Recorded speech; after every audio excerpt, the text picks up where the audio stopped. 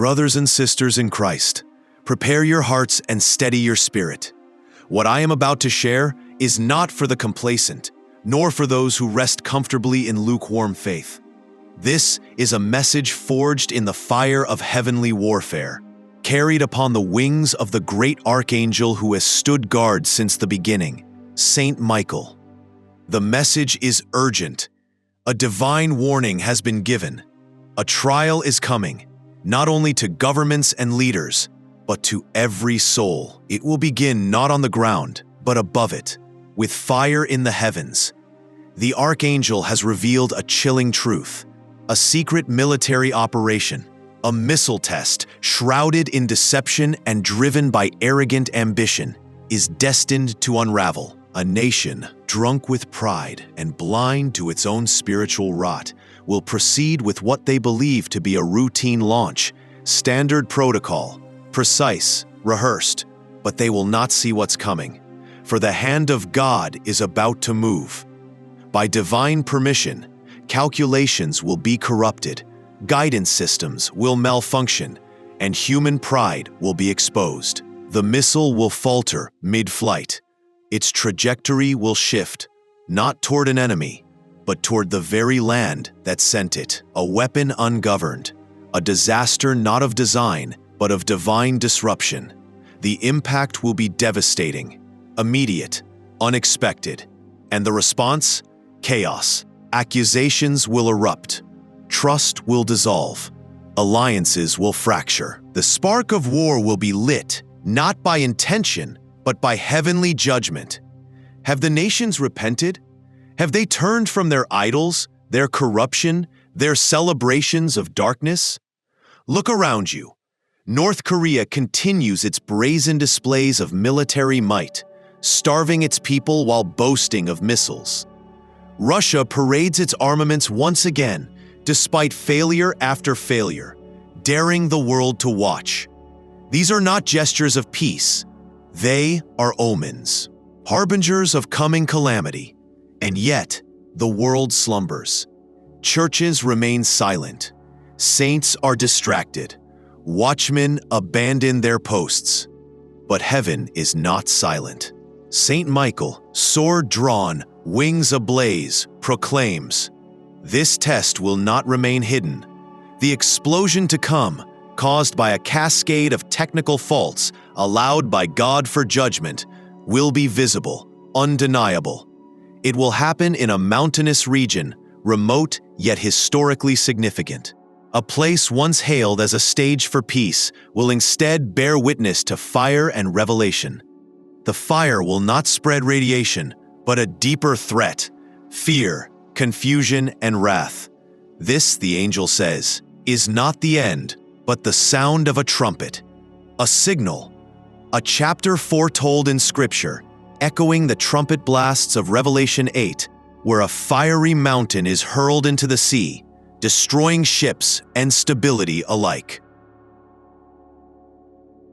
In this same way, the ripple effect will be global. Treaties will be questioned. Nations will realign. The economy, already teetering, will shake.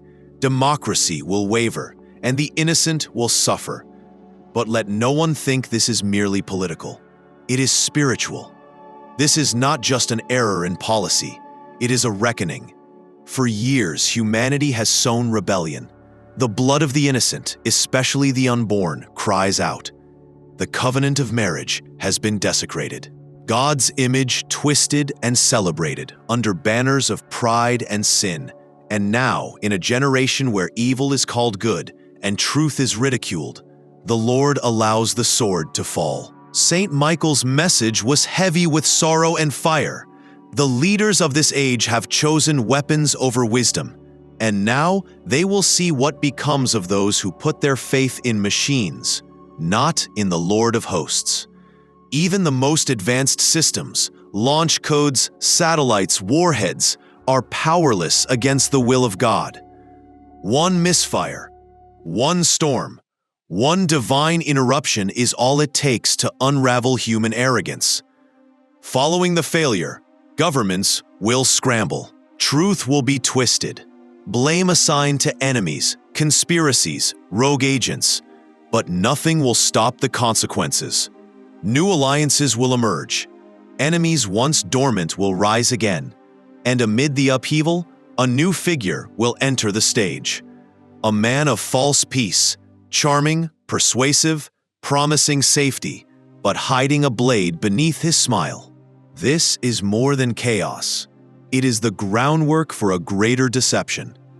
But God is not finished. This judgment is also an invitation. The Lord is calling his people back, not to religion as entertainment, but to true repentance and revival. Churches must become sanctuaries of prayer once more. Pulpits must roar with unfiltered truth.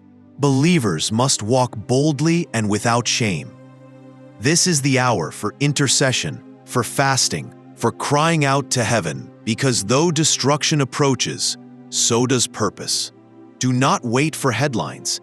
Do not wait for confirmation from governments. Heaven has already spoken. Get your house in order. Turn from distractions. Tear down your idols. Teach your children to fear the Lord. For the days ahead will be fiery, but they will also be full of glory for those who remain faithful. Yes, the test date has been set by earthly rulers in secret rooms. But the church, if it repents, if it rises, if it prays as Nineveh did, may yet delay the hand of wrath. For God is still merciful. But mercy delayed is not mercy denied, and justice will not sleep forever. Let the shepherds cry out between the porch and the altar. Let the prophets speak with holy fire, unafraid of mockery. Let the watchmen blow the trumpet, for the hour is late. This is the message from heaven, delivered through the angel of the Lord, not to terrify, but to prepare, not for entertainment, but for empowerment. The time for casual faith is over. The sword has been drawn, the trumpet has sounded, and the earth is about to tremble. But blessed are those who take refuge in the Lord, for they shall be like Mount Zion, unshaken, enduring forever.